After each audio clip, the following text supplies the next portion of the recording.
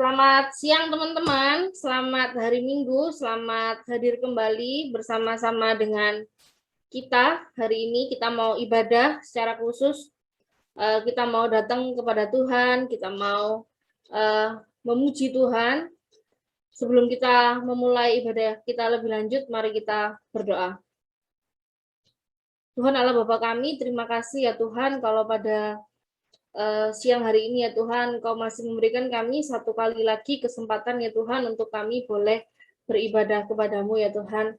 Tuhan, Kau mau sertai kami untuk kami beribadah, berikan kami konsentrasi, berikan kami hati ya Tuhan untuk kami boleh fokus kami beribadah ya Tuhan. Sertai kami semua ya Tuhan. Dalam nama Yesus kami sudah berdoa dan mengucap syukur. Amin. Ya, teman-teman, ibadah kita siang hari ini terlaksana hanya karena pertolongan kita datangnya dari Tuhan yang menciptakan langit dan bumi. Ya, kita mau bersyukur kalau misalnya siang hari ini kita masih bisa beribadah, kita punya satu kerinduan untuk kita bersama-sama mendekatkan diri kepada Tuhan ya teman-teman. Kita mau memuji Tuhan, satu hal yang kurindu.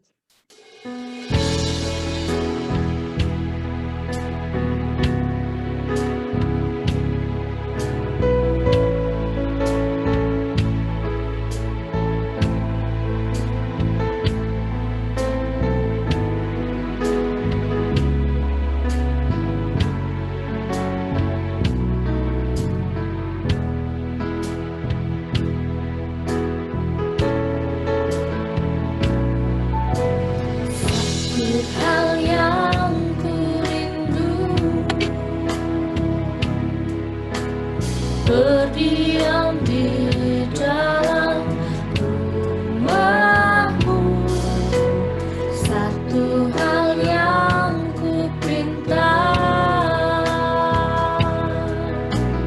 menikmati bait-Mu Tuhan, lebih baik satu hari di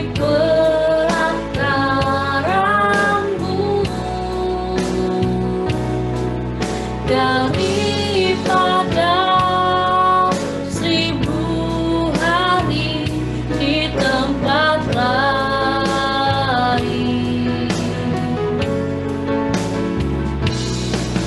Memuji-Mu, menyembah-Mu, Kaulah yang hidup dan menikmati semua kemurahan-Mu.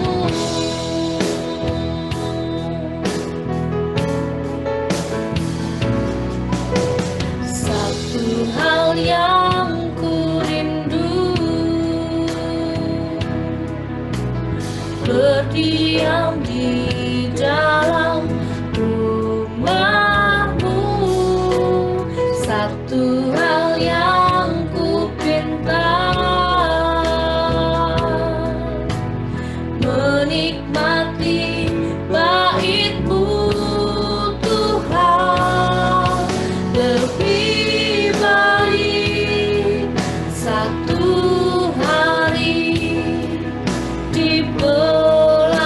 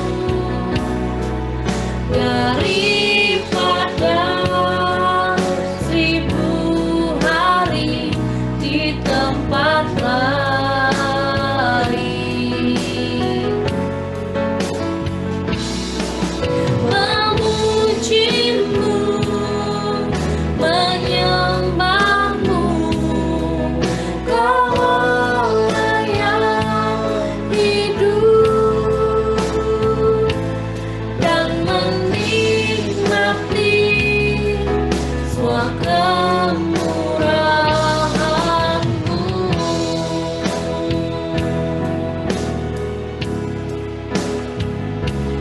dan menikmati semua kemurahan-Mu.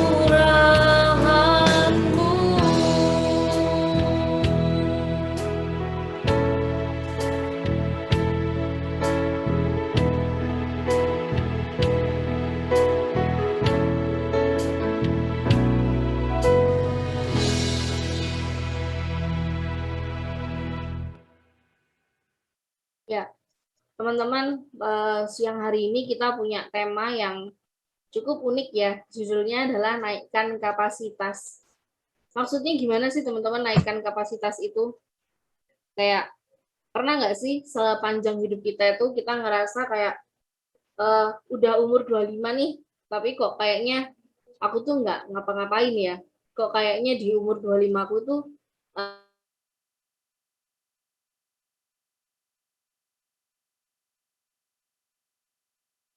tetap stagnan aja gitu. Aku tuh nggak punya. Kadang juga kita ngerasa juga kayak hidup itu ya wis sekedar uh, bangun, terus kita mandi, kerja atau kuliah, terus kita itu kayak selalu menggunakan kehidupan itu cuman ya datar-datar aja. Kita nggak punya kemajuan-kemajuan yang lain. Nggak jarang juga ketika kita menghadapi masalah teman-teman kayak sering nggak sih kita tuh kayak hidup itu ya wis masalah itu ya masalahku bukan masalah orang lain, dan sering kali juga kita nggak mau jujur dengan sebenarnya kita punya kelemahan itu teman-teman. Kayak kita sering kali juga kayak eh, apa ya ngomongnya, nggak jujur sama diri kita kalau kita itu punya kesusahan, kita butuh pertolongan orang lain. Apalagi kan sebenarnya kalau kita bermasalah gitu kan sebenarnya kita membutuhkan pertolongan yang lebih besar, yaitu pertolongannya Tuhan, kayak gitu kan teman-teman. Seringkali kita juga nggak ngerasa ya udah ini hidupku, masalahku tak selesaikan dengan pikiranku, bukan selalu kita datang ke Tuhan kayak gitu. Nah hari ini kita mau belajar teman-teman untuk kita semakin hari itu memperbaiki hidup kita dari hal-hal terkecil, mulai dari Tuhan dilibatkan dalam kehidupan kita. Kita juga mau lebih menjadi terang untuk kita bisa ke orang-orang lain itu lebih baik. Gak cuma di kehidupan kita aja, tapi kita juga mau menjadi terang di kehidupan kita dan teman-teman sekitar kita. Ya, teman-teman, saya mau ajak teman-teman merenungkan gimana sih sebenarnya hidup ini. Seringkali kita suka denial sama apa yang ada di pikiran kita. Kita nggak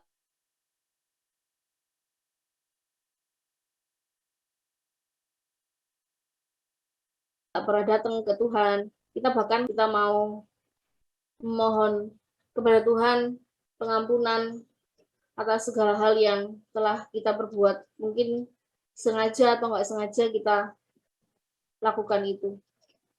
Mari kita berdoa. Tuhan, ampuni kami adalah manusia biasa ya Tuhan, hamba-Mu yang penuh dengan dosa. Ampuni kami ya Tuhan ketika kami seringkali tidak menggunakan kesempatan-kesempatan yang Engkau berikan dalam kehidupan ini ya Tuhan.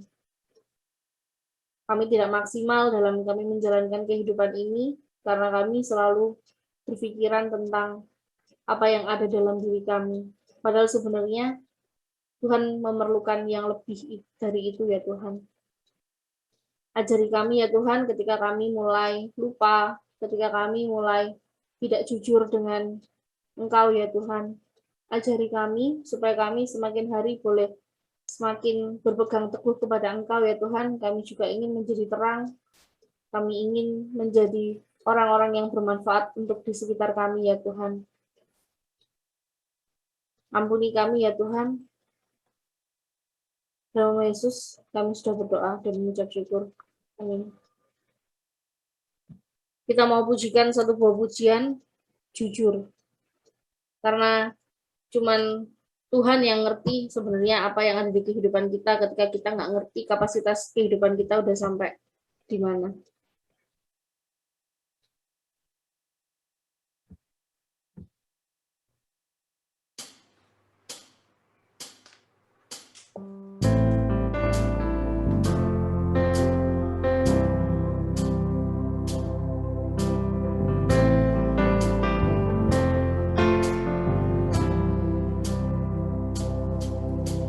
Jujur kadang ku tak sanggup menghadapi semua bebanku, menantikan jawaban, menolak untuk menyerah. Ku tahu Kau Tuhan yang sanggup menolong dalam sesakku. Namun meskipun Kau perlu, ku kan tetap menyembah-Mu, bukan bernyanyi sampai jiwaku percaya, sampai hatiku mendengar lagu pengharapan.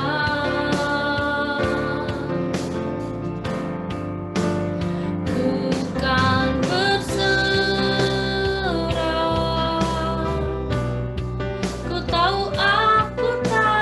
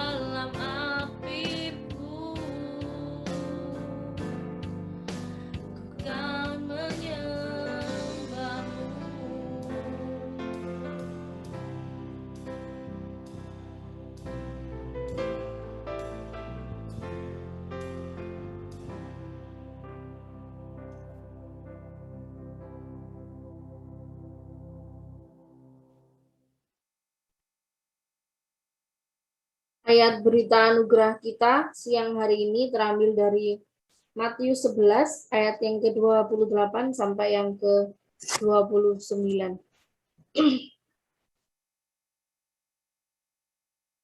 Matius 11 ayat yang ke-28 sampai yang ke-29.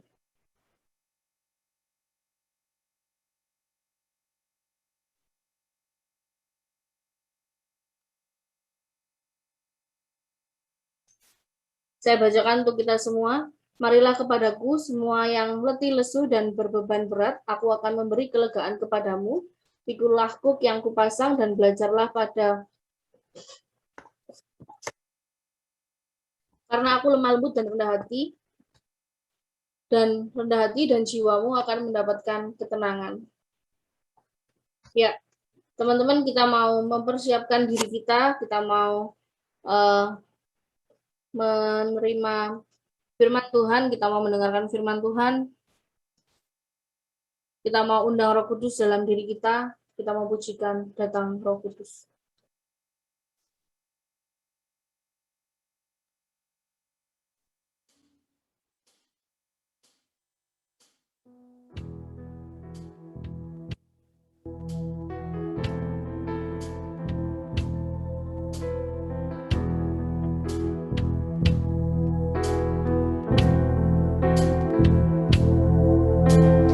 Datang Roh Kudus, kau kurindu, dengan minyak yang baru urapiku, mengalir penuhiku, mengalir pulihkanku, urapanmu mengubah hidupku. Datang Roh Kudus, kau kurindu, dengan minyak yang baru urapiku, mengalir penuhiku, mengalir pulihkanku, urapanmu mengubah hidupku.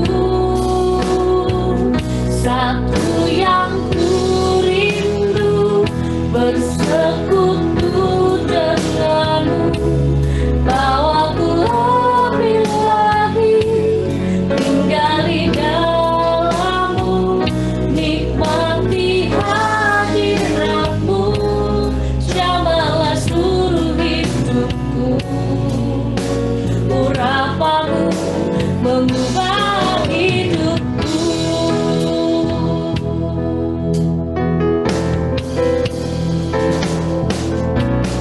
Datang Roh Kudus, kau kurindu, dengan minyak yang baru urapiku, mengalir penuhiku, mengalir pulihkanku, urapanmu mengubah hidupku. Satu yang kurindu, bersekutu denganmu, bawaku lebih lagi, tinggal di dalammu, nikmati hadiratmu, jamahlah seluruh hidupku, urapanmu mengubah hidupku. Satu yang kurindu, denganmu, bawaku lebih lagi, tinggal di dalammu, nikmati hadiratmu, jamahlah seluruh hidupku, urapanmu mengubah hidupku, urapanmu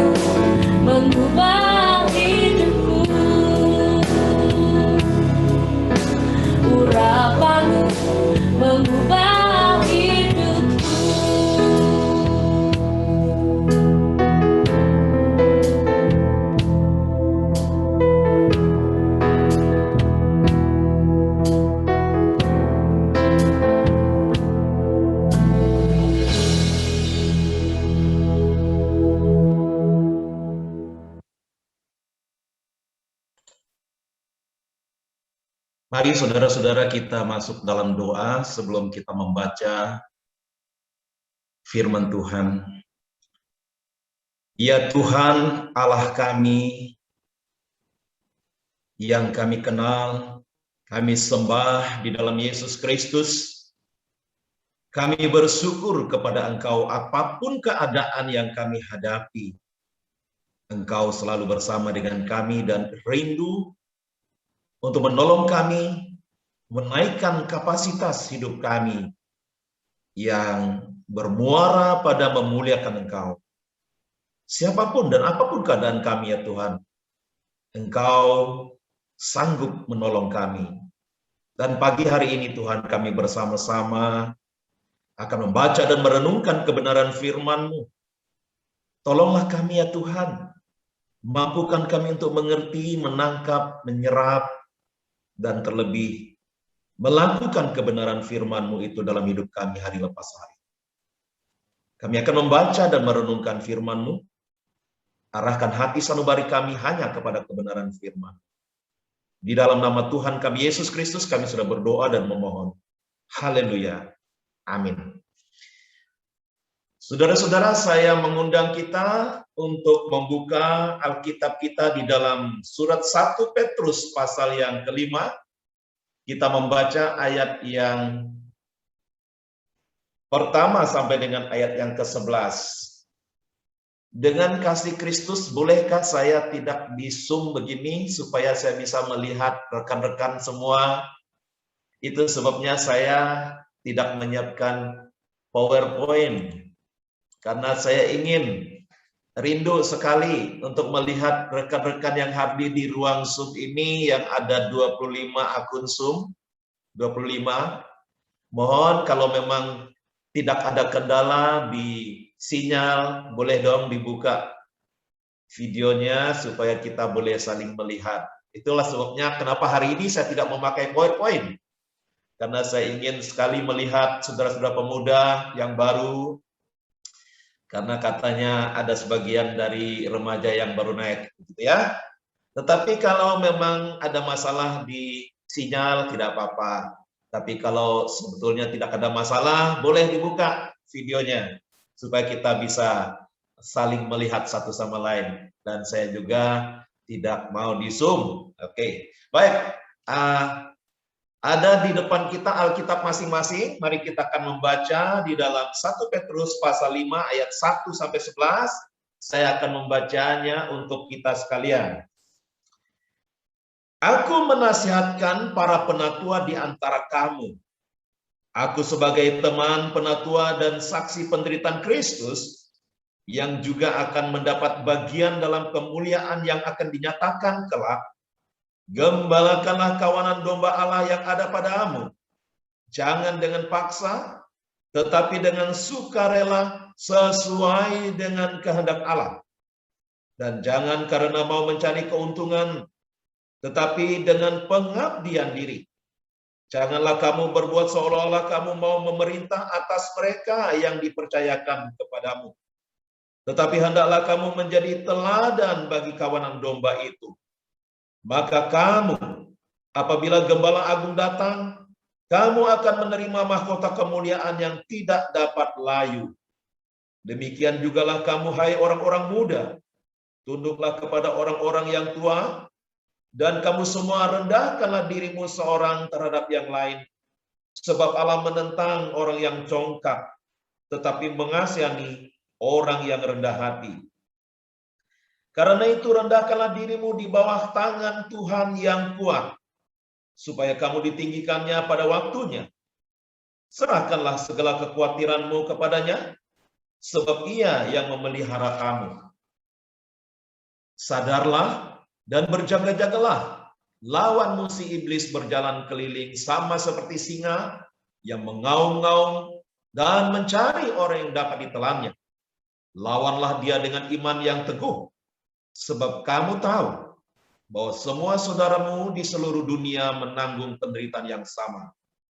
Dan Allah sumber segala kasih karunia yang telah memanggil kamu dalam Kristus kepada kemuliaannya yang kekal, akan melengkapi, meneguhkan, menguatkan, dan mengokohkan kamu sesudah kamu menderita seketika lamanya. Ialah yang empunya kuasa sampai selama-lamanya. Amin. Rekan-rekan anak muda yang dikasih Tuhan, sampai sedemikian jauh bagian firman yang telah kita baca bersama. Yang berbahagia adalah mereka yang membaca, merenungkan, tetapi juga melakukannya dalam hidup hari lepas hari. Haleluya. Saudara, tema kita hari ini adalah naikkan kapasitas. Tadi kita sudah mendengar sedikit apa yang disampaikan oleh rekan kita Gita, bahwa apa sih yang mau disampaikan atau apa sih maksudnya menaikkan kapasitas. Nah, benar saudara, kalau kita memperhatikan Alkitab, ya, saya akan menguraikannya, bahwa kita itu sebetulnya semua spesial loh di hadapan Tuhan. Siapapun dan apapun keadaan kita. Mengapa begitu saudara? Sejenak saya mengajak kita memperhatikan di dalam Kejadian pasal yang pertama ayat yang ke-26 sampai 28. Saya membacakannya. Berfirmanlah Allah, baiklah kita menjadikan manusia menurut gambar dan rupa kita, supaya mereka berkuasa atas ikan-ikan di laut dan burung-burung di udara dan atas ternak dan atas seluruh bumi dan atas segala binatang melata yang merayap di bumi. Maka Allah menciptakan manusia itu menurut gambarnya. Mereka menurut gambar Allah diciptakannya dia laki-laki dan perempuan. Diciptakannya mereka. Allah memberkati mereka. Lalu Allah berfirman kepada mereka, beranak cuculah dan bertambah banyak, penuhilah bumi dan taklukkanlah itu, berkuasalah atas ikan-ikan di laut dan burung-burung di udara, dan atas segala binatang yang merayap di bumi. Apa maksudnya? Pak Andreas membaca di dalam Kejadian pasal yang pertama ayat 26 sampai 28 di pembukaan perenungan firman Tuhan dengan tema naikkan kapasitas. Ya, saudara, kata penting di dalam ayat-ayat itu, kalimat penting di dalam ayat-ayat firman Tuhan yang pertama, menurut gambar dan rupa kita. Jadi Tuhan membuat kita, menciptakan kita itu menurut gambar dan rupa kita. Allah Tritunggal terlibat di sana. Ada Allah Trinitas mulai di penciptaan manusia. Luar biasa ini manusia ya. Artinya, saudara-saudara, manusia itu diciptakan dengan dilengkapi kodrat ilahi atau sifat atau atribut ilahi. Ya, apa atribut ilahi itu? Segala sesuatu yang baik, segala sesuatu yang mulia, segala sesuatu yang berharga, segala sesuatu yang bernilai. Itu atribut ilahi ada di dalam diri manusia ketika Allah menciptakan manusia. Ya. Itu sebabnya, saudara, sejak awal manusia itu memiliki kecakapan untuk hidup mengasihi Allah, mencintai kebenaran, dan membenci kejahatan. Ya, saudara perhatikan, manusia pertama itu sebelum mereka jatuh dalam dosa, luar biasa indah kehidupan mereka di Taman Eden.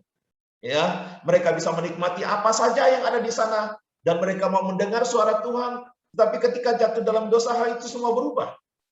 Itu kalimat yang pertama. Kita semua diciptakan menurut gambar dan rupa Allah. Jadi kita semua sebetulnya memiliki yang namanya atribut Allah atau kodrat ilahi. Tapi kita bukan Allah. Tapi kita memiliki, diperlengkapi oleh atribut Allah. Sifat-sifat Allah ada di dalam diri kita. Salah satu yang beberapa yang saya sebutkan, kita memiliki kecakapan untuk mengasihi Allah, mencintai kebenaran, dan membenci kejahatan. Saudara. Lalu kalimat yang kecil yang kedua, supaya mereka berkuasa. Ini penting untuk kita perhatikan. Artinya Allah memberikan mandat spesial dan penuh kepada manusia untuk segala hal yang baik. Ya, kata berkuasa dipakai di sana itu stewardship. Ya, mengurus, mengelola, melestarikan, memberdayakan semua ciptaan Allah yang ada.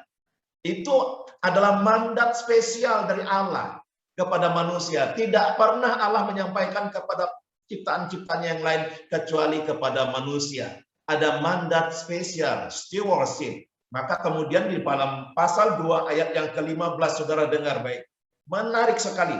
Tuhan Allah mengambil manusia itu, Kejadian 2 ayat 15, Tuhan Allah mengambil manusia itu dan menempatkannya dalam Taman Eden untuk mengusahakan dan memelihara taman itu, saudara. Ini mandat yang Allah berikan kepada setiap kita. Jadi dari dua kalimat kecil atau anak kalimat di ayat firman Tuhan Kejadian 1 ayat 26 sampai 28 itu, saya menyampaikan bahwa setiap kita sebetulnya diperlengkapi untuk naik kapasitasnya, untuk berkembang, bertumbuh, tidak stagnan, tidak berhenti, tidak mandek, tidak. Walaupun satu dengan yang lain memang tidak, kenaikannya tidak sama, berbeda-beda ya. Ada orang yang melejit cepat sekali gitu ya, ada orang yang pelan, tapi pasti ada penambahan kapasitas atau kemampuan tidak stagnan dalam diri kita, saudara. Terutama kita sebagai orang-orang percaya. Nah, itu awalnya Allah berikan kepada setiap kita yang diciptakannya. Nah, kemudian ketika manusia mulai jatuh dalam dosa, semuanya itu kemudian menjadi berantakan dan manusia mulai membenci kebenaran, mulai menjauhi Allah dan bahkan menyukai kejahatan. Manusia sendiri yang merusak gambar dirinya. Nah, tetapi kabar baiknya, saudara perhatikan di dalam Matius pasal 1 ayat 21. Dikatakan dialah, siapakah dialah itu? Yaitu Tuhan Yesus yang lahir dari perawan Maria di Natal pertama itu. Dialah Allah yang datang kemudian menyelamatkan manusia dari dosa, mengembalikan karakter Allah, atribut Allah itu di dalam diri manusia yang percaya kepadanya.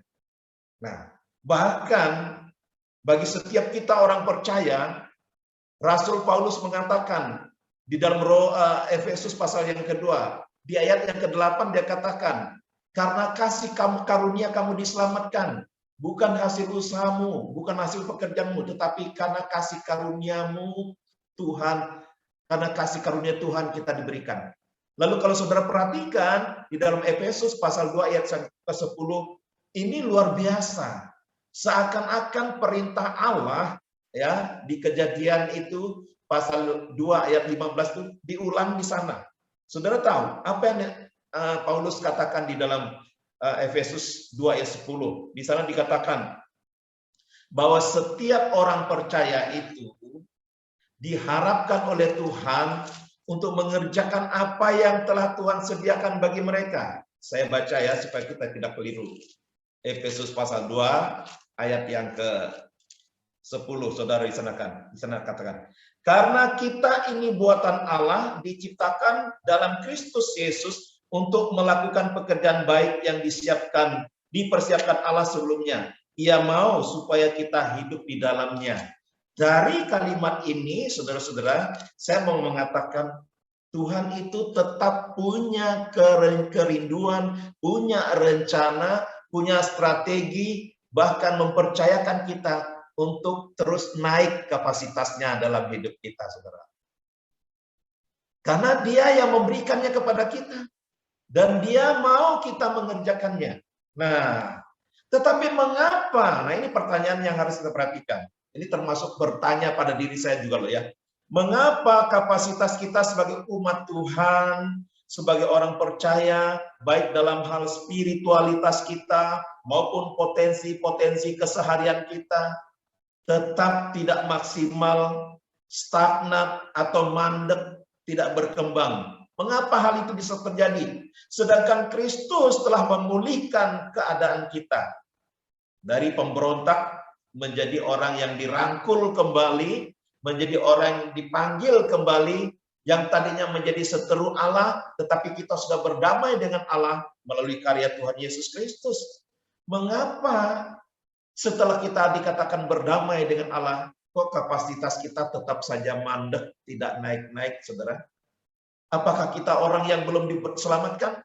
Apakah kita adalah orang yang sangat berdosa? Apakah kita adalah orang yang belum dipilih Tuhan? Oh tidak, tidak menyangkut doktrin-doktrin itu. Ya, berarti kalau kita ada dalam stagnan, rohaninya stagnan, kemampuan sehari-hari dalam bidang kita, mungkin yang sudah bekerja, yang dipercayakan pekerjaan atau karir, atau yang masih studi, kok kelihatannya begitu-begitu saja, mandek gitu loh ya. Nah, berarti ada hal yang perlu diperbaiki, ada hal yang perlu dibenahi agar kita sebagai orang-orang beriman dapat meningkat kapasitasnya. Nah, ada 3 poin yang saya mau sampaikan. Yang pertama adalah kita perlu mengembangkan diri sesuai dengan kehendak Allah. Saudara, Rasul Petrus memakai istilah di dalam ayat yang kedua. Di sana dikatakan, gembalakanlah kawanan domba Allah yang ada padamu, jangan dengan paksa tetapi dengan sukarela. Saudara dengar baik, frasa yang paling penting ini, sesuai dengan kehendak Allah. Saudara, saya sangat tertarik dengan frasa yang disampaikan oleh Rasul Petrus ketika dia memberikan nasihat kepada para penatua di jemaat yang dilayani. Para penatua ada pelayan-pelayan Tuhan. Kata sesuai dengan kehendak Allah. Saudara, Petrus menasihatkan agar para penatua itu melayani Tuhan, melayani umat Tuhan yang ada dipercayakan kepadanya. Jangan dengan kehendak diri sendiri. Jangan dengan kehendak orang-orang yang ada di sekitarnya. Jangan dengan kehendak, wah saya bisa, saya sudah berpengalaman, saya sudah sanggup, saya sudah melewati asam garam kehidupan, saya nggak perlu kehendak Tuhan, saya mau kerjakan sendiri, saya pasti bisa. Oh saudara, itu yang diingatkan oleh Rasul Petrus kepada para penatua. Kalau mereka melakukan pelayanan sesuai dengan kehendak mereka sendiri, mereka bukan hanya sekedar tidak bisa menaikkan kapasitasnya, tetapi mereka juga bisa terkurung di dalam kotak pikiran mereka sendiri. Tetapi manakala mereka melakukan sesuai dengan kehendak Allah, karena Allah yang mempercayakan pelayanan itu kepada mereka, maka mereka akan mengorientasikan pelayanannya untuk memuliakan Allah, maka mereka akan melakukannya untuk menyenangkan hati Allah, untuk mengabdi kepada Allah, dan bukan untuk dirinya sendiri, apalagi untuk orang-orang yang ada di sekitarnya. Jadi penting sekali rekan-rekan remaja, pemuda yang dikasih dalam Tuhan, ketika kita Tuhan percayakan untuk bekerja, untuk melayani, untuk studi, untuk berkarir, mari kita tata pemikiran kita, orientasi kita untuk semuanya saya lakukan sesuai dengan kehendak Allah. Apa sih maksudnya melakukan sesuai dengan kehendak Allah? Kita selalu memiliki relasi yang intim dengan Tuhan dan kita berdoa ketika kita memulai sesuatu, mengerjakan sesuatu, termasuk melayani. Ya, kenapa di gereja itu sebelum pelayanan, rekan-rekan di konsistori berdoa dulu agar semua dilakukan sesuai kehendak Allah. Hidup kita secara sederhana sehari-hari harusnya begitu, saudara. Kita mulainya sesuai dengan kehendak Allah. Mengundang hadirat Allah, mempercayakan kepada Allah yang telah memanggil kita. Baik saudara, dipercayakan untuk bekerja, lakukanlah sesuai dengan kehendak Allah. Saya sangat yakin ketika kita melakukan sesuai kehendak Allah, kita akan melakukannya dengan damai sejahtera, saudara. Kita tidak melakukannya untuk memenuhi keinginan hati kita, yang syarat dengan keinginan-keinginan yang sering kali bertolak belakang dengan keinginan Allah. Kita juga tidak melakukan sesuatu untuk memenuhi keinginan-keinginan orang-orang yang ada di sekitar kita. Tetapi kita betul-betul, apa yang saya lakukan ini, saya melakukan sesuai dengan kehendak Allah. Mungkin kita akan menghadapi benturan ketika kita melakukan sesuai dengan kehendak Allah. Orang akan berkata dengan kita, wah areiku dablek ya, dibilangin nggak bisa. Saudara, saya tidak punya urusan dengan orang yang menilai saya. Tetapi saya punya urusan dengan Tuhan yang mempercayakan saya untuk bekerja, Tuhan yang mempercayakan saya untuk belajar, Tuhan yang mempercayakan saya untuk melayani. Jadi urusannya paling utama adalah Tuhan. Bahwa ada pihak-pihak lain yang memberikan advice, masukan kepada kita. Kita perlu saring apakah ini berkenan di hadapan Tuhan atau tidak. Ini poin yang pertama, saudara.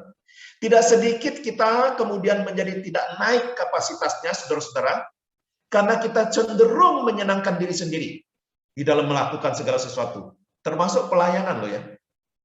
Saya harus katakan, saya seringkali menyiksa diri sendiri.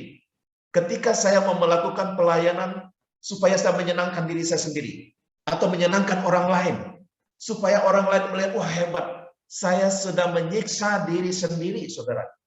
Tetapi manakala kita melakukan, apakah itu pelayanan, apakah itu pekerjaan, studi, kita memuliakan Allah, kita damai, kita merdeka, kita tidak menyiksa diri kita sendiri, saudara.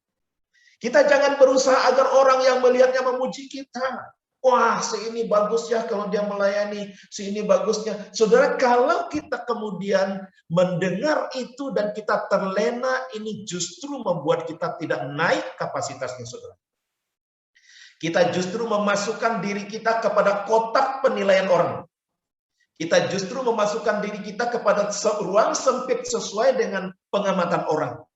Tetapi ketika kita tidak memasukkan itu, apakah itu namanya pujian, apakah itu namanya sanjungan, saudara, kita sedang keluar dari kotak yang membuat kita kemudian bisa naik kapasitasnya. Ini penting buat kita, khususnya anak-anak muda ya. Jangan suka cenderung ingin dipuji orang. Jangan suka cenderung menyenangkan hati orang. Saudara, saya mau katakan, kita melakukan terbaik di depan orang untuk menyenangkan dia, tetapi pasti tetap masih ada. Kamu bagus di sini, tapi kurangmu di sini tadi. Lain kali perbaiki, coba perhatikan saudara. Tapi Tuhan tidak pernah berkata seperti itu kepada kita. Tuhan selalu melihat kita, melihat ketaatan, kesetiaan kita mengerjakan sesuai kehendaknya. Ya, coba saudara perhatikan. Sebaik apapun kita melakukan sesuatu, pasti ada yang kurang di mata manusia. Pasti ada yang tidak benar di mata manusia. Jadi kalau kita melakukan sesuatu hanya untuk menyenangkan orang-orang tertentu, pihak-pihak tertentu, apakah itu atasan kita, kolega kita, rekan kita,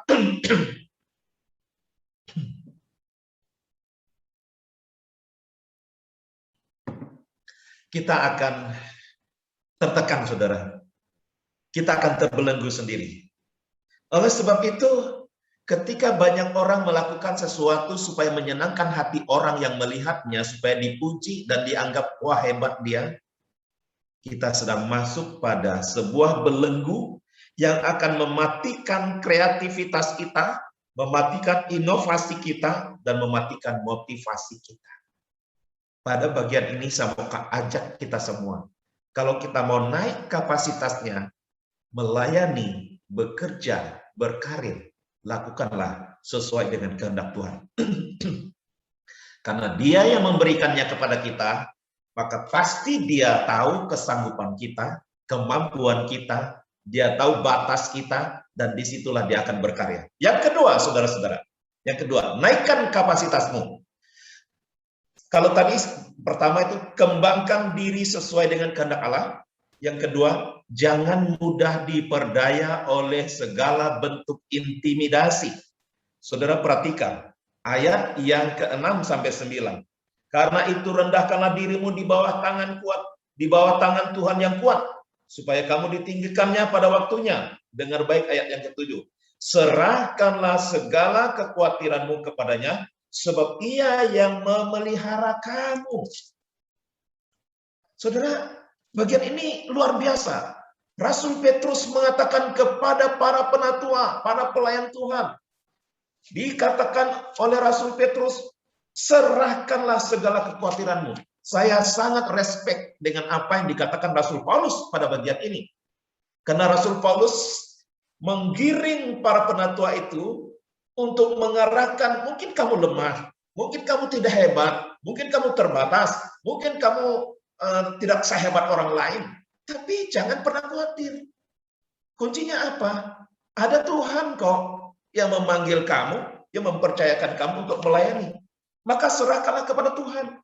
Jangan serahkan kepada dirimu sendiri. Jangan serahkan kepada orang-orang yang kamu anggap bisa menolong. Saudara, selamanya manusia bisa memberi masukan kepada kita, tetapi yang sangat mungkin menolong kita adalah Tuhan Yesus Kristus. Tadi Gita mengatakan, kita harus jujur ke hadapan Tuhan. Karena Dialah paling tahu siapa diri kita. Dialah yang paling tahu akan memberikan kemampuan kepada kita untuk menaikkan kapasitas kita.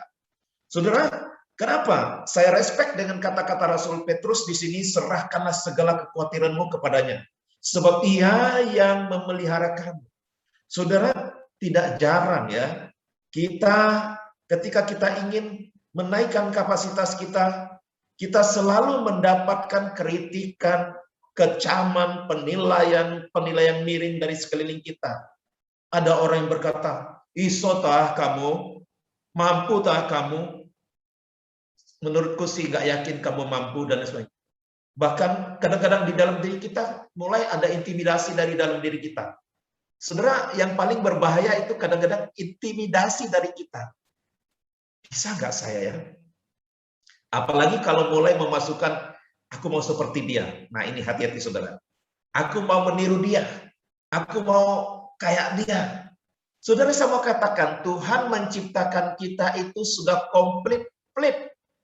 Apakah di pandangan manusia ini kita kurang tinggi, ataukah kita ini kurang ganteng, kurang cantik, tapi di mata Tuhan kita sudah sempurna, saudara. Kita diciptakan menurut gambar dan rupa Allah. Saya mau katakan, ketika orang-orang cenderung meniru orang lain, cenderung mencontohi orang lain, orang ini tidak mengerti bahwa dia diciptakan dengan sempurna. Saudara, apapun keadaan kita nggak boleh minder. Keminderan itu kadang-kadang menjadi intimidasi yang luar biasa dalam diri kita. Lalu kita mulai berkata, bisa nggak ya aku ya? Aku nggak sehebat dia. Itu semua strategi iblis untuk mematikan kreativitas kita, mematikan komitmen kita, saudara. Ketika kita mulai diintimidasi oleh perasaan, aku ini sopo, aku ini nggak sama dengan dia mah pintar, dan lain sebagainya. Saudara, setiap orang punya kemampuan sendiri-sendiri dan unik, dan Tuhan berikan kepada dia yang tidak dimiliki oleh orang lain, ya kan? Ketika saya membaca banyak hal tentang bagaimana orang percaya pada diri sendiri, melihat kemampuan yang Tuhan berikan kepada dirinya sendiri, saya mulai belajar, oh iya, biarkan dia melihat saya lemah, biarkan dia menilai saya kurang, biarkan dia menilai saya tidak mampu, tapi Tuhan menilai saya mampu sesuai dengan yang dia berikan kepada saya. Saya tidak mau terintimidasi. Saudara, ayo. Saya mengajak kita untuk jangan mudah terintimidasi oleh penilaian-penilaian, oleh kritik-kritik, kecaman-kecaman, bahkan tuduhan-tuduhan yang tidak penting dalam hidup kita. Sekali lagi saya katakan, kita tidak punya urusan dengan yang begitu-gitu. Kita hanya punya urusan kepada Tuhan. Tuhan panggil kita untuk maju dalam pelayanan, untuk maju dalam studi, untuk maju dalam karir, pekerjaan kita, urusan kita kepada Tuhan. Mengenai orang menilai kita bisa nggak bisa, itu bukan haknya dia. Yang berhak menilai kita adalah Tuhan yang memberikan kemampuan kepada kita. Tahukah saudara-saudara, iblis itu pintar sekali untuk membuat kita down, untuk membuat kita jatuh dalam intimidasinya. Ya, dia mulai menggiring kita untuk melihat, oh si A, si B kalau mimpin pujian begini, menggelegar. Oh si A, si B kalau bekerja, karirnya cepat naik, dipromosi terus. Setan iblis itu pintar sekali menggiring kita untuk melihat. Sehingga kemudian kita mulai mengukur diri. Saudara, mengukur diri, oke, iya, itu adalah hak kita. Tetapi kita harus tahu, selama kita melakukan segala sesuatu sesuai dengan koridor kehendak Allah, jangan takut lakukan apa yang kau bisa lakukan. Jangan terintimidasi oleh penilaian-penilaian orang-orang yang ada di sekitar. Boleh menjadikan masukan-masukan buat kita. Kamu kayak gini, silakan. Tapi kembalikan kepada, maaf ya, saya tidak punya urusan dengan penilaianmu, tapi saya punya urusan dengan Tuhan yang memanggil saya untuk berkarya. Saya mau katakan saudara-saudara, apa yang kita lakukan selama masih dalam koridor kehendak Allah, hanya Allah saja yang berhak menilai. Apakah kita salah, apakah kita tidak salah, hanya Allah yang berhak menilainya. Dan kita komunikasi dengan Allah, Allah akan terus memperbaiki dan membarui kita. Kita yakin kok Allah mempunyai cara yang lebih elegan untuk memperbaiki, menyempurnakan, melengkapi kita sesuai kehendaknya. Karena dia yang panggil kita. Kita nggak butuh orang-orang yang ada di sekitar kita, yang belum tentu masukannya, yang belum tentu sarannya sesuai dengan kebutuhan kita, sesuai dengan kapasitas kita. Tapi Allah yang paling tahu. Maka dialah yang akan memberikan tambahan-tambahan yang elegan buat kita, sehingga kapasitas kita nanti menjadi naik, kita menjadi tidak stagnat, dan lain sebagainya. Kehendak Allah, poin pertama, tetapi jangan mudah diperdaya oleh segala bentuk intimidasi yang tidak penting. Jika kita ingin berkapasitas kita meningkat, saudara-saudara, lawanlah semua kritikan, kecaman, penilaian miring itu dengan kembali kepada kehendak Allah.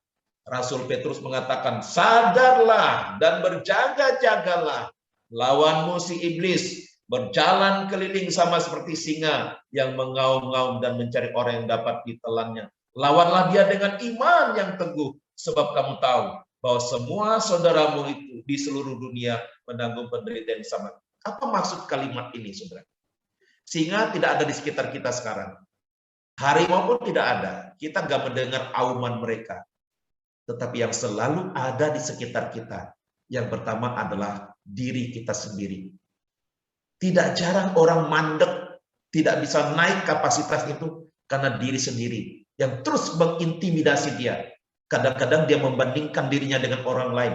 Kadang-kadang dia menilai, aku nggak secantik dia, aku nggak seganteng dia, aku pendek, aku kurang ganteng, aku kurang tinggi dari dia. Itu kata-kata intimidasi yang perlu kita lawan, saudara. Belum lagi dari pihak luar, mana bisa kamu nggak bisa kok, dari dulu aku lihat kamu kayak gitu-gitu kok. Itu kalimat-kalimat iblis yang mengintimidasi kita. Jangan kalah dengan kebohongan-kebohongan itu. Saya mau katakan, ingat di poin tadi, di pertama saya katakan, Allah menciptakan kita menurut gambar dan rupa, komplit dengan kemampuan yang kita miliki, yang belum tentu orang lain miliki. Kembangkan itu, saudara. Dan yang terakhir, yang ketiga, saudara ya. Yang ketiga, Allah akan menambahkan apa yang perlu kepada kita untuk menaikkan kapasitas kita. Saudara perhatikan ayat yang ke-10 sampai 11. Itu bagian paling indah, yang paling saya sukai, saudara ya. Semuanya juga saya suka, tapi perhatikan ayat 10-11. Ayat 10 lah khususnya. Dan Allah sumber segala kasih karunia yang telah memanggil kamu dalam Kristus kepada kemuliaan yang kekal, akan, dengar baik 4 kata penting ini, saudara, akan melengkapi, meneguhkan, menguatkan, dan mengokohkan kamu. Oh, saya ketika membaca ini luar biasa. Tuhan pakai hambanya, Rasul Petrus, ketika dia menyampaikan nasihat kepada para penatua yang melayani. Kalau engkau dikatakan bodoh oleh orang-orang di sekitarmu, kalau engkau dikatakan tidak mampu oleh orang-orang di sekitarmu, kalau engkau dikatakan dia tidak bisa apa-apa oleh orang-orang di sekitarmu, jangan membuat kita menjadi down. Tetapi mari kita dengarkan apa kata firman Tuhan, ya. Firman Tuhan mengatakan bahwa Dia yang memanggil kita, Allah yang memanggil kita di dalam Kristus Yesus kepada kemuliaan itu sudah siap dengan tambahan-tambahan yang kita butuhkan, saudara. Wow, ini luar biasa. Ini pengajaran luar biasa. Mungkin kita kurang cerdas seperti orang lain. Kalau kita melakukan sesuatu, cenderung ada salahnya. Kalau kita melakukan sesuatu, cenderung orang melihat, waduh, ini kurang bagus, kurang berkualitas dan sebagainya. Tapi lihat firman Tuhan katakan bahwa Dia akan melengkapi, meneguhkan, menguatkan, dan mengokohkan kamu, saudara. Petrus menyampaikan 4 kata penting ini di akhir perikop ayat 10 ini. Bahwa setiap kita diciptakan oleh Tuhan lengkap dengan kemampuan masing-masing yang tidak dimiliki oleh orang lain. Ya, maka pada bagian ini kita bersyukur kepada Tuhan, saudara-saudara. Yang harus menjadi bagian kita adalah kita harus bertanggung jawab untuk mengembangkannya. Karena Dia siap menambahkannya buat kita. Ya. Ada orang berkata, coba kalau saya seperti dia, pandai dan lain sebagainya. Enggak, kamu enggak butuhkan yang dia punya kok. Dia punya hanya untuk dia. Yang punyamu ada sendiri. Kembangkan itu. Karena itu yang Tuhan sudah berikan. Ya kan? Nah, kalau kita diam saja, tidak mengembangkannya, nanti tidak ditambahkan. Tuhan bisa bilang, yang ada saja kamu nggak kembangkan, saya nggak tambahkan lagi sebelum kamu mengembangkan yang kamu punya. Nah, saudara, kita punya kemampuan musik, itu dari Tuhan. Kita punya kemampuan untuk leadership dari Tuhan. Kita punya kemampuan untuk mengerjakan apapun dari Tuhan. Kembangkan itu, saudara perhatikan. Alkitab berkata, kalau engkau setia dalam perkara kecil, Tuhan akan menambahkan kepadamu dan memberikan tanggung jawab pada perkara yang lebih besar. Ini sebuah doktrin yang luar biasa, loh saudara. Kenapa? Tuhan kita hidup. Dia melihat, oh orang ini jadi pengurus pemuda. Wah, kelihatan dia mengembangkannya bagaimana. Nanti tidak lama lagi nanti diorbitkan Tuhan, dipromosikan Tuhan menjadi penatua. Wah, begitu kan ya? Orang ini di dalam pekerjaannya dikasih level 1. Dia mengerjakan seolah-olah dia dipercayakan level 10. Dia dikasih level 10. Lalu dia mengerjakan seolah-olah dia mengerjakan bagian di level 100. Sebentar lagi akan dipromosikan. Percayalah, ya. Setiap orang Tuhan punya kemampuan. Tuhan berikan kemampuan. Hanya kembangkan ini yang seringkali menjadi masalah. Masalahnya kenapa? Kita suka terintimidasi tadi itu, saudara-saudara. Ya, jangan pernah kecil hati melihat, aku nggak seganteng dia, aku nggak secantik dia, aku nggak sehebat dia, nggak. Saudara, ingat dengan apa kisahnya Sakius di dalam Alkitab? Saudara tahu ya, Sakius di dalam Lukas pasal 19 itu, dia dikatakan orang pendek kan? Tapi dia kerinduan ingin melihat Yesus itu besar sekali, saudara. Mungkin dia sudah jauh-jauh hari, dia tahu Yesus akan lewat di kotanya, lalu dia berpikir, aku ingin melihat Yesus. Modelnya macam apa sih Yesus itu? Tapi pada hari H, orang begitu banyak yang postur tubuhnya tinggi-tinggi, dan dia mungkin sedikit frustrasi gitu ya. Tapi dia tidak berhenti pada frustrasi, saudara. Dia tidak menyesali, coba kalau aku tinggi, aku bisa melihat. Tapi dia apa yang dilakukan? Dia punya kaki. Dia punya kecepatan berlari. Akhirnya dia berlari mendahului orang banyak itu, saudara. Dan dia menaik sebuah pohon yang tinggi. Dan barangkali pada ketika Yesus lewat, hanya Sakius yang memiliki pemandangan yang paling pas, yang paling bagus melihat siapakah Yesus itu. Dan luar biasa. Saudara, ketika Sakius itu ya tidak berhenti, tidak stagnan pada posisinya yang rendah atau tidak tinggi itu, tetapi dia mengembangkan, aku bisa berlari kok, aku bisa naik pohon supaya bisa melihatnya lebih jelas. Tuhan tidak tinggal diam. Tuhan tambahkan. Bukan saja Sakius bisa melihat Yesus dengan jelas, saudara.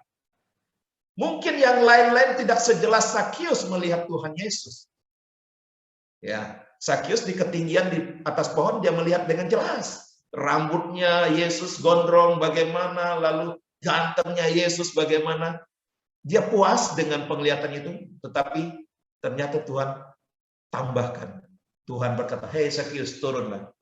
Karena hari ini aku akan menumpang di rumahmu dan makan di rumahmu. Yang artinya, hari ini kamu mendapat anugerah keselamatan. Seluruh keluargamu mendapat anugerah keselamatan. Saudara, perhatikan. Sakius yang dianggap tidak bisa apa-apa karena dia pendek, tetapi dia kembangkan apa yang dia miliki. Dia bahkan mendapat double dan double, ya saudara. Yang lain mungkin hanya melihat Yesus berjalan lewat jalan, tetapi tidak sejelas Sakius melihatnya. Yang lebih hebat lagi, justru Tuhan menyapa Sakius dan mau tinggal di rumahnya dan makan bersama dia. Tuhan menambahkan yang lebih besar lagi kepada Sakius. Saya mau katakan kepada setiap kita, kita mungkin punya kelemahan, punya keterbatasan, punya kekurangan. Jangan mengeluh dengan hal itu. Jangan meratapi kelemahan itu. Karena kita pasti punya kemampuan yang orang lain tidak punya. Persoalannya sekarang adalah, maukah kita mengembangkannya? Ketika kita mengembangkannya, Tuhan pasti menambahkan yang lebih besar lagi buat kita.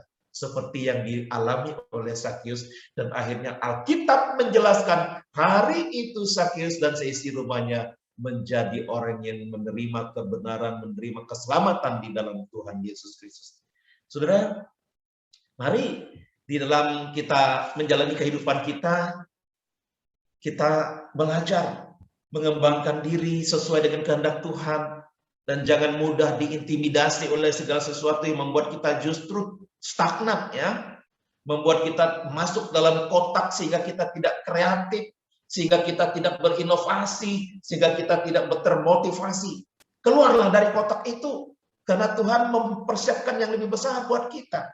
Dan jangan khawatir, saya ulang lagi kalimat, ya, Ia akan melengkapi. Ya, mungkin hari ini engkau merasa aku belum bisa. Ya, Tuhan punya 1000 macam cara, 1001 macam cara untuk mengembangkan kita, untuk melengkapi kita, untuk menambahkan dan menguatkan kita. Asal satu kunci, kita melihat kepada Dia. Dia yang memanggil kita.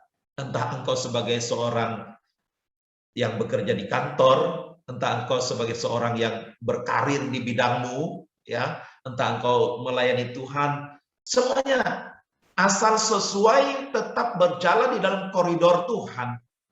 Saya yakin Tuhan tidak akan membiarkan kita stagnan. Yang penting kita mau maju, yang penting kita mau minta kepada Tuhan. Tuhan akan tolong kita. Jangan terpengaruh oleh intimidasi dari luar, bahkan dari dalam dirimu, karena Tuhan punya rencana besar bagi setiap kita. Saya ingin katakan, jangan ragu-ragu, naikkan kapasitasmu, minta sama Tuhan, Dia akan tuntun dan tolong kita. Saya mengatakan ini juga, saya katakan kepada diri saya. Ya, saya ingin cerita. Ketika kita terlalu takut nanti dinilai orang keliru, terlalu takut nanti dikira nggak benar dan lain sebagainya, saya harus katakan, saya nggak berurusan dengan penilaianmu kok. Saya berurusan dengan Tuhan yang mempercayakan kepada saya. Ya, sekarang yang harus saya lakukan adalah saya berjalan sesuai kehendak Tuhan. Saudara, ini penting sekali, dan saya terus menanamkan kepada diri saya hal ini. Sebab apa?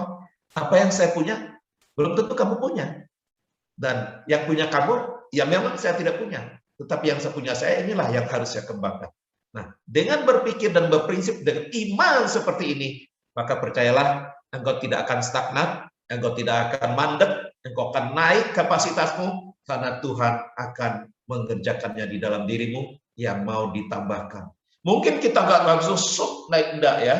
Tahap-tahapnya itu Tuhan berikan sesuai dengan apa yang Tuhan lihat di dalam diri kita. Saya mau katakan kepada anak-anak muda, selamat menaikkan kapasitasmu. Jangan takut, sebab Tuhan akan menguatkan, menambahkan, dan memperlengkapi, serta meneguhkan engkau. Kuncinya, jangan ragu-ragu berjalan bersama Tuhan. Kiranya Tuhan memberkati kita. Amin. Mari kita berdoa. Ini langsung doa syafaat ya. Pengakuan iman rasuli dulu, Pak. Ya, oke, kita berdoa tutup firman Tuhan dulu. Bapa di surga, firman-Mu telah berhenti disuarakan. Tetapi kiranya firman-Mu ini Tuhan terus bergema dalam sanubari kami. Sebab kami hari ini diyakinkan bahwa kami adalah ciptaan yang sangat unik, sangat mulia. Engkau menciptakan kami menurut gambar dan rupa-Mu. Maka atribut-Mu ada di dalam diri kami, yang memungkinkan kami untuk naik kapasitas di bidang kami masing-masing, selama kami lakukan sesuai dengan kehendak Tuhan, dan tidak mudah terintimidasi, karena kami tahu Tuhan tidak tinggal diam, Tuhan akan tambahkan sesuai dengan apa yang kami butuhkan. Tolong kami Tuhan, untuk tidak mandek, untuk tidak minder, karena kami tahu apa yang kami punya belum tentu dipunyai orang lain. Apa yang orang lain punya memang kami tidak punya. Tapi tanggung jawab kami adalah mengembangkan apa yang Tuhan berikan kepada kami semaksimal mungkin, seturut anugerah kehendak-Mu. Ini doa kami Tuhan, ampuni salah dan dosa kami. Di dalam nama Yesus kami berdoa. Amin. Bersama dengan umat Allah di masa lalu, masa kini, dan masa depan. Marilah kita mengikrarkan pengakuan iman pada baptisan kita, menurut pengakuan iman rasuli yang berbunyi demikian. Aku percaya kepada Allah, Bapa yang Maha Kuasa, Khalik langit dan bumi, dan kepada Yesus Kristus, anaknya yang tunggal Tuhan kita, yang dikandung dari Roh Kudus, lahir dari anak darah Maria, yang menderita sengsara di bawah pemerintahan Pontius Pilatus. Disalibkan, mati dan dikuburkan, turun ke dalam kerajaan maut. Pada hari yang ketiga, bangkit pula dari antara orang mati. Naik ke surga, duduk di sebelah kanan Allah, Bapa yang Maha Kuasa. Dan dari sana ia akan datang untuk menghakimi orang yang hidup dan mati. Aku percaya kepada Roh Kudus, gereja yang kudus dan am, persekutuan orang kudus, pengampunan dosa, kebangkitan orang mati, dan hidup yang kekal. Amin.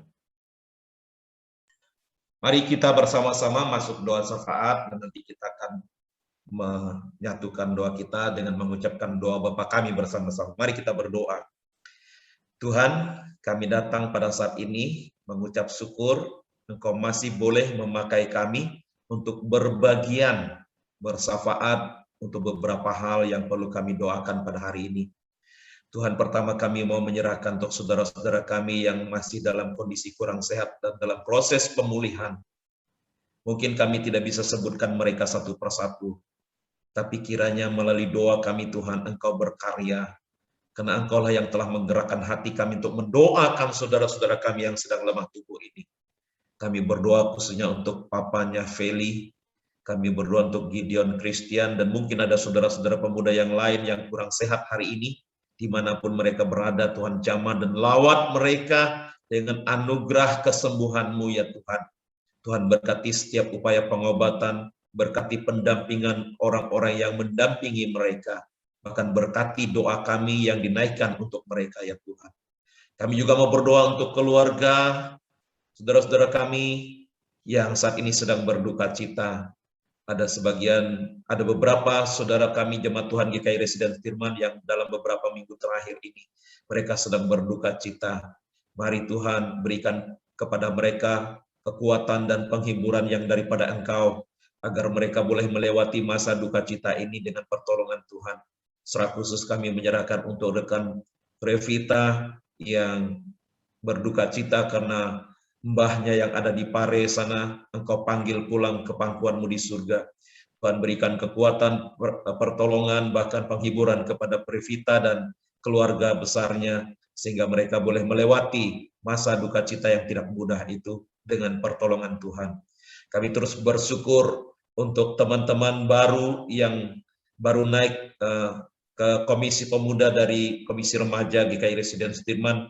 Engkau kiranya terus menolong mereka untuk boleh semangat, sukacita, dan setia mengikuti kebaktian pemuda bersama kakak-kakak pemuda yang terus membimbing mereka. Kiranya mereka boleh ada kesatuan hati, saling peduli, saling perhatikan satu sama lain di dalam kasih Kristus, sehingga semuanya boleh berkembang, bertumbuh, dan kapasitasnya naik di dalam Tuhan untuk kemuliaan nama Tuhan. Terima kasih untuk setiap rekan pemuda yang sudah ambil bahagian dalam pelayanan hari ini. Engkau memberkati mereka, demikian juga di dalam pekerjaan, usaha, karir mereka, dalam studi mereka. Engkau sekiranya terus menyertai mereka yang bergumul dengan masa depan, bergumul dengan teman hidup. Engkau yang akan menuntun mereka untuk boleh menemukan sesuai kehendak Tuhan. Terima kasih Tuhan, kami menyerahkan untuk mereka yang sedang studi, kuliah. Kiranya Tuhan memberikan kepada mereka semangat di tengah situasi yang tidak mudah ini. Inilah harapan doa kami Tuhan. Inilah kerinduan kami yang kami naikkan hanya di dalam nama Tuhan kami Yesus Kristus yang telah mengajar kami berdoa. Bapa kami yang di surga, dikuduskanlah nama-Mu, datanglah kerajaan-Mu, jadilah kehendak-Mu di bumi seperti di surga. Berikanlah kami pada hari ini makanan kami yang secukupnya, dan ampunilah kami akan kesalahan kami, seperti kami juga mengampuni orang yang bersalah kepada kami. Dan janganlah membawa kami ke dalam pencobaan, tetapi lepaskanlah kami daripada yang jahat, karena Engkau yang punya kerajaan dan kuasa dan kemuliaan sampai selama-lamanya. Amin.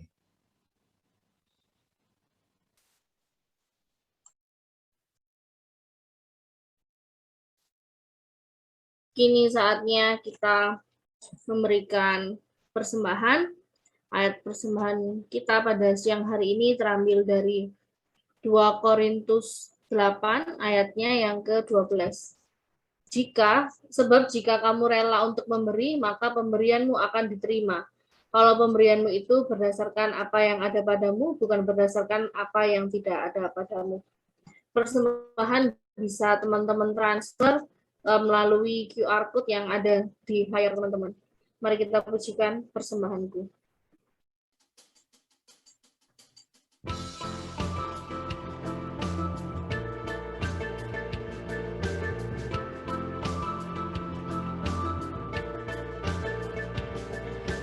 Bawa kepadamu,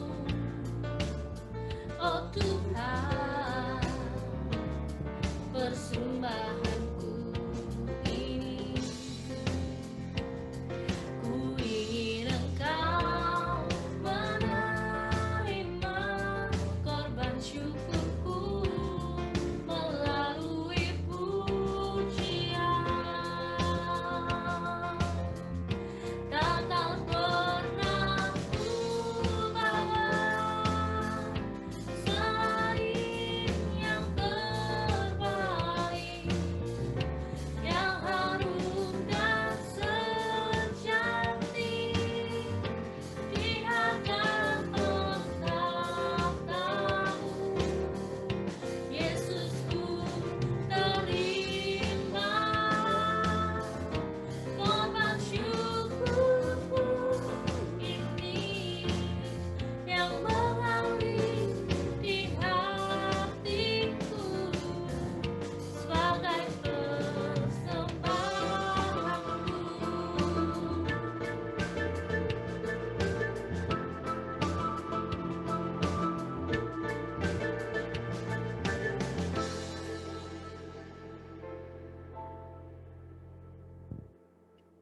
Mari kita bawa persembahan ini ke dalam doa. Mari kita berdoa. Tuhan, terima kasih karena siang hari ini kami boleh memberikan persembahan ya Tuhan. Kiranya Engkau pakai persembahan ini ya Tuhan untuk semua orang yang membutuhkan ya Tuhan. Kami mau berdoa untuk setiap tangan-tangan yang akan mengelola persembahan ini ya Tuhan, supaya persembahan ini boleh semakin harum dan semakin indah di hadapan-Mu ya Tuhan. Dalam nama Yesus kami sudah berdoa dan mengucap syukur. Amin. Ya, teman-teman, sebelum kita menyelesaikan ibadah kita siang hari ini, kita mau ambil komitmen kalau kita sekarang waktunya kita untuk melakukan yang terbaik dalam kehidupan kita. Kita mau semakin hari semakin mau menaikkan kapasitas kita supaya kita semakin hari juga menjadi terang dan berkat untuk teman-teman orang-orang di sekitar kita. Sekarang waktunya.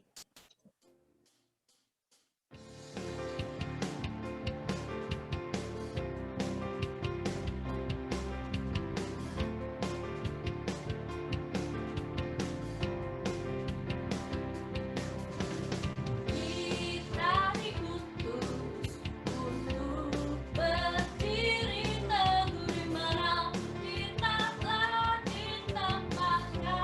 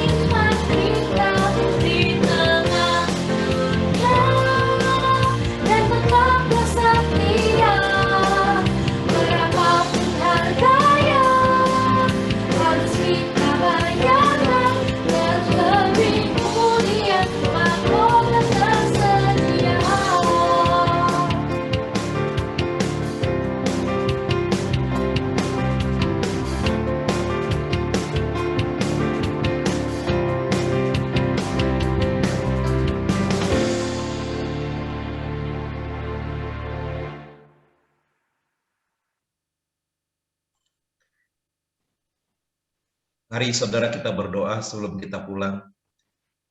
Tuhan, terima kasih untuk pimpinan dan penyertaan yang boleh kami rasakan di dalam sepanjang kebaktian pemuda siang ini. Dan sebentar lagi kami akan kembali ke kehidupan kami sehari-hari.